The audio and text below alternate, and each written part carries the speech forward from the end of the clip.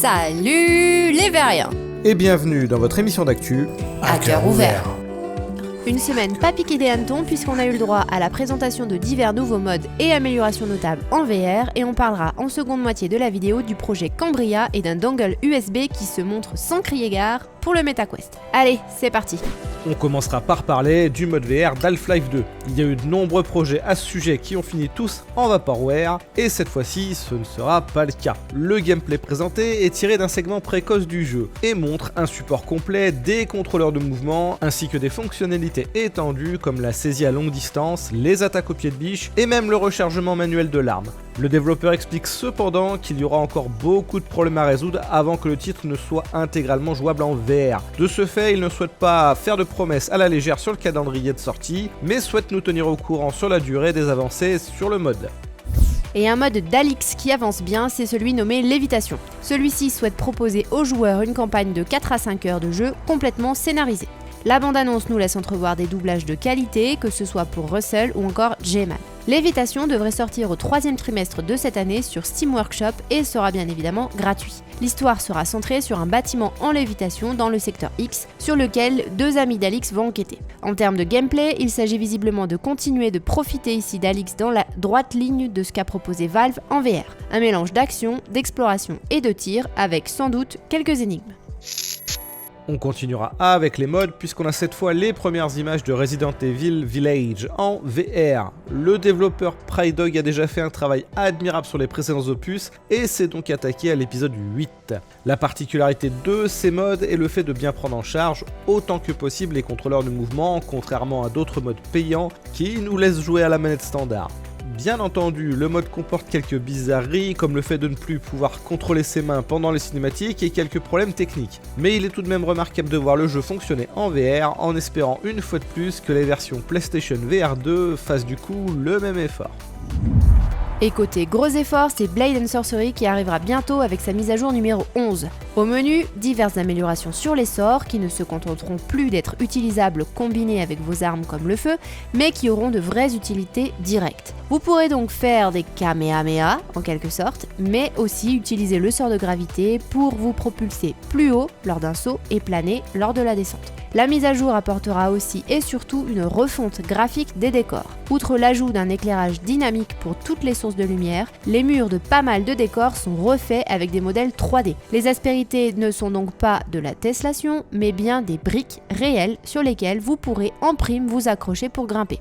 Avec tout ça, Warpfrog prétend avoir énormément retravaillé l'optimisation du jeu pour que ces améliorations ne changent pas trop la donne en termes de besoin de ressources. A l'aide d'un simple smartphone qui a un appareil photo décent, vous serez bientôt en mesure d'apporter des éléments 3D du monde extérieur dans vos créations. Pour cela, il suffira de prendre des photos de l'objet sous tous les angles et un algorithme dans le cloud se chargera du reste. C'est tout simplement un procédé de photogrammétrie. Et ce genre de techno est souvent belle de loin, mais loin d'être belle de près, avec parfois des textures baveuses et des angles mal découpés. On jugera donc sur la version finale si ces modèles 3D pourront véritablement être utilisés dans nos créations ou non. Allez, c'est le moment de... L'instant des contracts.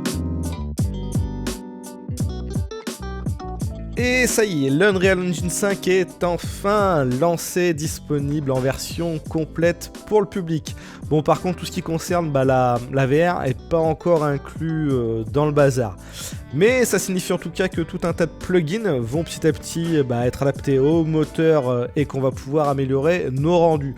D'autre part, comme à l'accoutumée, Epic nous file gratos une partie des assets qui ont permis de faire la démo de Matrix.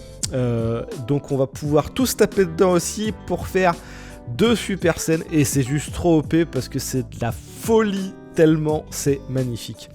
Et cumuler bien sûr tout ça aux méga scans qui sont offerts, c'est juste complètement fou, donc on conseille vraiment à tous les développeurs d'aller jeter quand même toujours un œil à l'Unreal Engine si c'est pas encore fait. Allez, actu suivante. Une clé USB sans fil nommée AirBridge pour le Quest 2 a été découverte dans les pilotes d'Oculus. Le code suggère qu'il est probablement basé sur le dongle DWA-X1850, un adaptateur Wi-Fi 6 en USB 3. Qu'est-ce que ça changerait si Meta sortait un tel produit ? Eh bien, avec un dongle Wi-Fi 6 USB exécutant un firmware personnalisé pour la VR sans fil, le casque s'y connecterait directement au lieu de passer par le réseau domestique, ce qui pourrait offrir une connexion dédiée à proximité avec une meilleure qualité d'image et moins de pertes. Un dongle USB qui ne sort pas de nulle part puisque John Carmack en avait déjà évoqué l'idée par le passé. Reste à savoir combien la bestiole sera facturée parce qu'on se souvient tous du prix exorbitant du câble Link officiel qui ne faisait vraiment pas rêver. Un qui ne nous a pas fait rêver au final, c'est Rhythm of the Universe Ionia.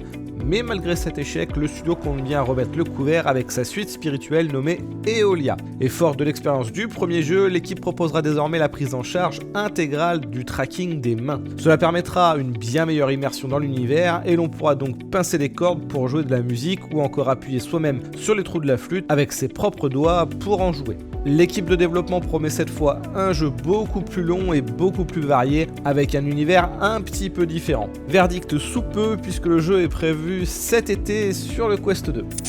Concernant le Project Cambria, le youtubeur et analyste matériel de XR Sadly Bradley, toujours à l'affût d'infos croustillantes, affirme avoir vu des photos réelles du modèle de production du projet. Il a donc travaillé avec un modeler 3D pour recréer un rendu détaillé de ce que montrent les photos. On apprend également que le Project Cambria aurait atteint sa phase DVT, ce qui signifie qu'il est presque prêt pour la production. Dans la vidéo accompagnant les rendus, Bradley a parlé de l'ensemble des caméras du casque, y compris d'un pod de 4 capteurs cachés sous le couvercle avant. Selon lui, le pod contient 2 caméras et 2 capteurs sans caméra, qui seraient une sorte de capteur de profondeur. On rappelle que le projet Cambria devrait avoir un système de réalité mixte en couleur, haute résolution, de nouvelles optiques pancake et un système de suivi des yeux et des visages.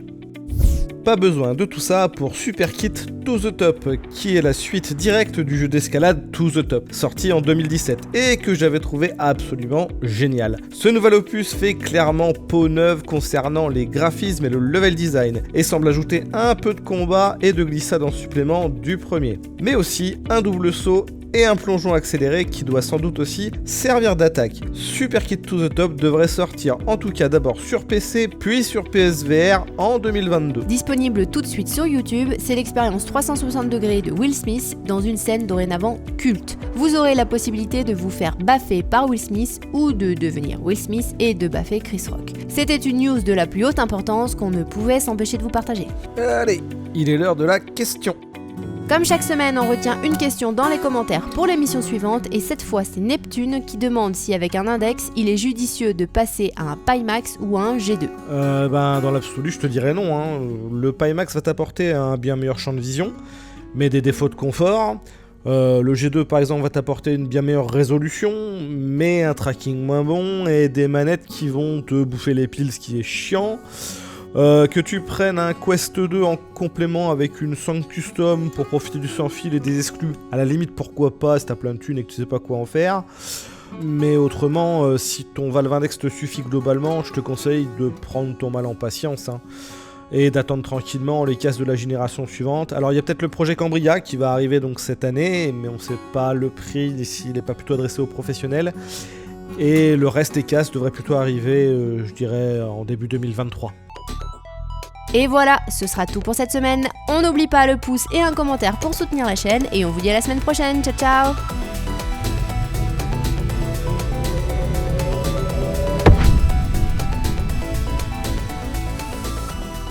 Je suis tombé sur un développeur XR nommé Alexandre Deveau qui fait des trucs assez sympas et donc je vous laisse le lien en description. Et donc il a réussi à intégrer de la déformation en temps réel en AR avec un rendu plutôt chouette. On va bientôt pouvoir sortir de la matrice et voir le monde réel. Enfin presque. La cuillère n'existe pas.